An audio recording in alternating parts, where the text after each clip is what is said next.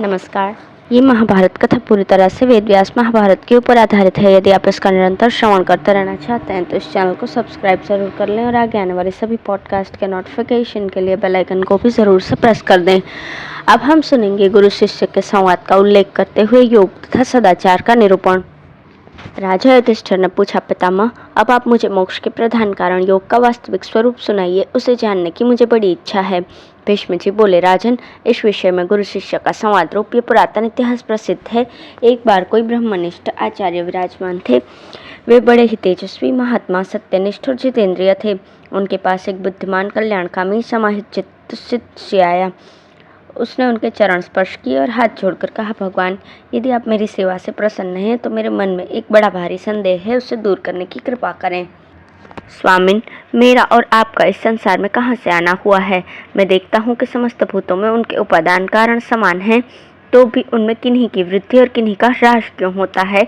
तथा वैदिक स्मार्त और लोक में जो वर्णाश्रम धर्म संबंधी वाक्य प्रसिद्ध है, उनका किस प्रकार समन्वय हो सकता है? भगवान, ये सब बातें मुझे स्पष्ट करके समझाने की कृपा करें। गुरु ने कहा, पुत्र, सुनो, तुम बड़े बुद्धिमान हो। तुमने जो बात पूछी है वो वेदों का गूढ़ रहस्य है। यही आध्यात्म तत्व है और यही समस्त विद्या और शास्त्रों का सर्वस्व है।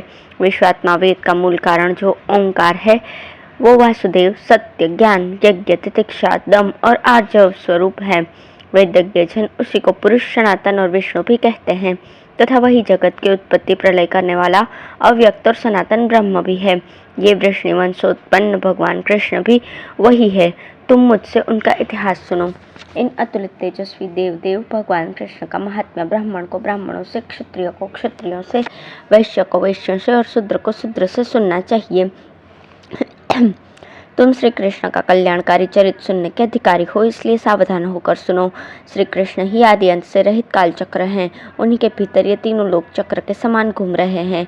श्री कृष्ण को ही अक्षर, अव्यक्त, अमृत, सनातन पर ब्रह्म कहते हैं। ये अविनाशी परमात्मा ही पितर, देवता, ऋषि, यक्ष, राक्षस, नाग, असुर और मनुष्य आदि की रचना करते हैं। इसी प्रकार कल्प के आरंभ में अपनी माया में स्थित होकर ये वेद, शास्त्र और सनातन लोक धर्मों को अभिव्यक्त करते हैं। जिस प्रकार ऋतु परिवर्तन के साथ भिन्न भिन्न ऋतुओं के लक्षण प्रकट होते रहते हैं, वैसे ही प्रत्येक युग में तदनुरूप भावों की अभिव्यक्ति होती रहती है, तथा कालक्रम से उन युग आदि में जिस समय जो जो वस्तु भासती है, उस समय लोक यात्रा के द्वारा उसी प्रकार का ज्ञान उत्पन्न होता रहता है। कल्प के अंत में वेद और इतिहासों का लोप हो जाता है। उन्हें सर्ग के आरंभ में भगवान स्वयंभू के आदेश से महर्षि लोग तप द्वारा फिर प्राप्त कर लेते हैं। उस समय स्वयं भगवान ब्रह्मा जी को वेद का, बृहस्पति को वेदांगों का, शुक्राचार्य को नीतिशास्त्र का, नारद जी को गंधर्व विद्या का, भारद्वाज को धनुर्विद्या का, गार्गर्य को देवर्षियों के चरित्र का और कृष्णात्रेय को चिकित्सा शास्त्र का ज्ञान होता है। उसी समय अनेकों शास्त्रज्ञ न्याय आदि विभिन्न तंत्रों की रचना करते हैं। उन्होंने युक्ति, शास्त्र और आचरण के द्वारा जो कुछ उपदेश किया है वही तुम्हें करना चाहिए। पर ब्रह्म अनादि और सबसे परे है, उसे देवता और ऋषि भी नहीं जानते। एक तो एकमात्र जगत पालक भगवान नारायण ही जानते हैं। नारायण से ही ऋषि, मुख्य मुख्य देवता और असुर तथा पुराने राजर्षियों ने उस ब्रह्म को जाना है। वो ब्रह्म ज्ञान समस्त दुखों का परम औषध है। जब प्रकृति पुरुष से अधिष्ठित विविध पदार्थों को रचने लगती है तो उससे कारण सहित जगत उत्पन्न होता है। पहले अव्यक्त प्रकृति से बुद्धि उत्पन्न होती है, उससे अहंकार, अहंकार से आकाश, आकाश से वायु, वायु से तेज, तेज से जल और जल से पृथ्वी उत्पन्न होती है। ये 8 मूल प्रकृतियां हैं। सारा जगत इन्हीं में स्थित है। इन्हीं से 5 ज्ञानेंद्रियां, 5 कर्मेंद्रियां, 5 विषय और 1 मन, ये 16 विकार होते हैं। श्रोत्र, त्वक, चक्षु, जिह्वा और घ्राण, ये 5 ज्ञानेंद्रियां हैं। पाद, पायु, उपस्थ, हस्त और वाक, ये 5 कर्मेंद्रियां हैं। शब्द, स्पर्श, रूप, रस और गंध, ये 5 विषय है। तथा इन सब में जो व्यापक, जो सर्वगत चित है, वो मन है। मन सर्वरूप है। रस ज्ञान के समय वो जिह्वा रूप हो जाता है तथा बोलने के समय यही वाक कहा जाता है। इस प्रकार भिन्न भिन्न इंद्रियों के साथ मिलकर उनके रूप में मन ही व्यक्त होता है। मन को सत्वगुण का कार्य कहा गया है और सत्व को अव्यक्त का। अतः बुद्धिमान पुरुष को चाहिए कि वो आत्मा को समस्त भूतों के आत्मा अव्यक्त में ही जाने। इस प्रकार ये संपूर्ण पदार्थ प्रकृति से अतीत उस निरंजन देव में स्थित होकर संपूर्ण चराचर जगत का निर्वाह करते रहते हैं। वो परमात्मा इन पदार्थों से संपन्न इस 9 द्वारों वाले पवित्र नगर को व्याप्त करके इसमें शयन करता है, इसलिए उसे पुरुष कहते हैं। वो पुरुष जरा मरण से रहित, व्यापक, सर्वज्ञत्वादि गुणों वाला, सूक्ष्म और समस्त भूत एवं गुणों का आश्रय है। जिस प्रकार अग्नि काष्ठ में व्याप्त रहने पर भी दिखाई नहीं देता, उसी प्रकार आत्मा शरीर में रहता तो है किंतु दिखाई नहीं देता, तथा जिस तरह यत्नपूर्वक मथने पर काष्ठ में छिपी हुई अग्नि प्रकट हो जाती है, वैसे ही योगाभ्यास के द्वारा शरीर में स्थित आत्मा का साक्षात्कार हो सकता है। जिस प्रकार स्वप्नावस्था में 5 ज्ञान इंद्रियों के सहित जीवात्मा इस शरीर को छोड़कर अन्यत्र चला जाता है, वैसे ही मृत्यु के बाद भी वो अन्य शरीर ग्रहण कर लेता है।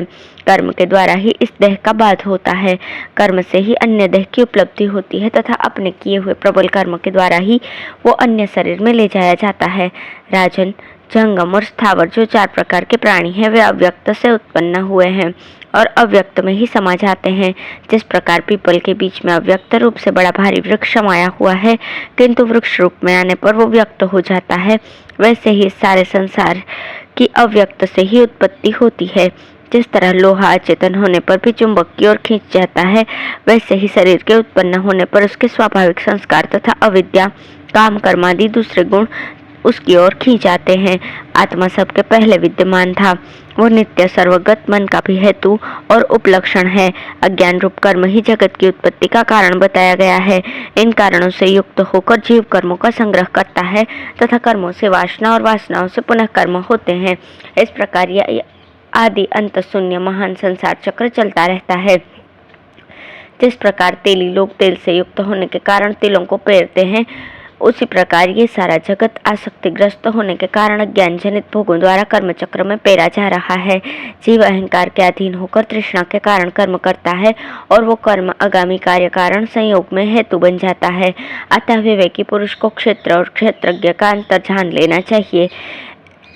इन दोनों का तादात्म्य सा अभ्यास हो जाने से जीव ऐसा हो गया है कि उसे अपने शुद्ध स्वरूप का पता ही नहीं लगता। भीष्म जी कहते हैं, राजन, इस प्रकार गुरुदेव ने शिष्य की शंका का समाधान किया। जैसे भुने हुए बीजों से फिर अंकुर नहीं निकलते, उसी प्रकार ज्ञान आदि से दग्ध हुए अविद्यादि क्लेश फिर आत्मा का स्पर्श नहीं कर सकते। कर्मनिष्ठ पुरुषों को जैसे प्रवृत्ति धर्म ही अच्छा जान पड़ता है, वैसे ही विज्ञान निष्ठों को ज्ञान अभ्यास से बढ़कर और कोई वस्तु अच्छी जान नहीं पड़ती। वेद को जानने वाले और वेदोक्त कर्मों में श्रद्धा रखने वाले पुरुष विरले ही मिलते हैं। वैदिक कर्मों का प्रयोजन स्वर्ग या मोक्ष है। इनमें अधिक महत्वपूर्ण होने के कारण बुद्धिमान लोग सबके द्वारा प्रशंसित निवृत्ति रूप मोक्ष मार्ग को ही चाहते हैं। सत्पुरुषों ने सदा इसे ही ग्रहण किया है, अतः यही अर्थिक निर्दोष है। ये बुद्धि है जिसका अनुसरण करने से मनुष्य परम गति को प्राप्त कर लेता है, किंतु देहाभिमानी पुरुष इस मार्ग में नहीं जा सकता। वह तो क्रोध, लोभ आदि अनेक राजस तामस भावों से युक्त होकर अज्ञानवश बहुत से बखेड़े बांध लेता है। अतः जो पुरुष देहाध्याय से छूटना चाहे, उसे किसी प्रकार का अवैध आचरण नहीं करना चाहिए। वो अपने लिए निष्काम कर्म के द्वारा मोक्ष का द्वार खोले, स्वर्ग आदि पुण्य लोगों के प्रलोभन में न फंसे। जो पुरुष एक बार धर्म मार्ग पर पैर रखकर फिर लोभवश काम क्रोध के चक्कर में पड़कर अधर्म करने लगता है, वो अपने परिवार सहित नष्ट हो जाता है। कल्याणकामी पुरुष को राग के अधीन होकर शब्द आदि विषयों का सेवन नहीं करना चाहिए। विषयों के कारण ही सत्वादि गुणों से संसर्ग से हर्ष, क्रोध और विषाद की उत्पत्ति होती है। यह देह 5 भूतों का विकार है तथा सत्व, रज, तम 3 गुणों से युक्त है। इसमें यह किसकी स्तुति करे और किसे बुरा कहे। शब्द आदि विषयों में तो केवल मूर्खों की ही आसक्ति होती है। जैसे वन में रहने वाले सन्यासी मिष्ठान आदि की इच्छा न करके शरीर निर्वाह के लिए स्वादहीन रूखा सूखा भोजन ही खा लेते हैं, इसी प्रकार संसारी मनुष्य को भी परिश्रम में संलग्न होकर रोगी के औषध सेवन के समान केवल शरीर निर्वाह के लिए परिमित एवं सात्विक भोजन करना चाहिए। उदारचित पुरुष सत्य, शौच, सरलता, त्याग, तेज, उत्साह, क्षमा, धैर्य, बुद्धि, मन और तप के प्रभाव से समस्त विषयात्मक भावों पर दृष्टि रखते हुए शांति की इच्छा से इंद्रियों को काबू में रखे। ऐसा न होने से ही जीव अज्ञानवश सत्व, रज और तप से मोहित होकर निरंतर चक्र की तरह घूमते रहते हैं। अतः विचारशील पुरुष अज्ञान जनित दोषों की अच्छी तरह परीक्षा करे तथा इससे उत्पन्न हुए दुख और अहंकार से छूट जाए। राजन, अब मैं तुम्हें सत्वादि गुणों के कार्य बताता हूँ, सुनो। प्रसन्नता, हर्षजनित प्रीति, असंदेह, धैर्य और स्मृति ये सत्वगुण के कार्य हैं। काम, क्रोध, प्रमाद, लोभ, मोह, भय, क्लांति, विषाद, शोक, अप्रसन्नता, मान, दर्प और अनार्यता ये रजोगुण और तमोगुण के कार्य हैं। इन दोषों के गौरव लाघव का विचार करके फिर इस बात की परीक्षा करें कि इनमें से मुझ में कौन दोष कितना कितना बना हुआ है। इस प्रकार विचार करते हुए इन सभी दोषों से छूटने का प्रयत्न करें। धन्यवाद।